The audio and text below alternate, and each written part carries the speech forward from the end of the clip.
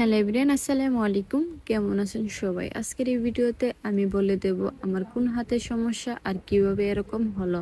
আমি এর আগেও অনেক ভিডিওতে বলছি আমার অ্যাক্সিডেন্ট কিভাবে হলো, আমার বাড়ি কোথায়, সব কিছু বলে দিছি। হয়তো আপনারা ভিডিওগুলো দেখেন নাই। যাই হোক, আমার এখনো বলতে কোনো সমস্যা নাই। আমি সব কিছু বলবো। সম্পূর্ণ ভিডিওটা অবশ্যই দেখবেন, তাহলেই বুঝতে পারবেন। আসলে আমার বাড়ি হচ্ছে সুনামগঞ্জ জেলা।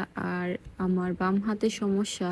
আমি কুমিল্লায় একটা জবের জন্য ট্রেনিংয়ে যাই। সেখান থেকে আসার পথে অটোর চাকার সাথে আমার বোরকা লেগে যায়। তারপরে আমার বাম হাত একেবারে কেটে পড়ে যায়। সেখানেই আমার অনেক চিকিৎসা করা হয়। তারপর আমি আমাদের সুনামগঞ্জ সদর হসপিটালে অনেকদিন চিকিৎসার পরে এখন আলহামদুলিল্লাহ সুস্থ আছি। আর অনেকে বলেন আমার একেক সময় একেক হাত কেন আসে। আসলে সামনের আর পিছনের ক্যামেরার ব্যবধানে একেক সময় একেক হাত আসে। আপনাদের যাদের বিশ্বাস হয় না, তারা অবশ্যই সামনের ক্যামেরা অন করে একবার ট্রাই করে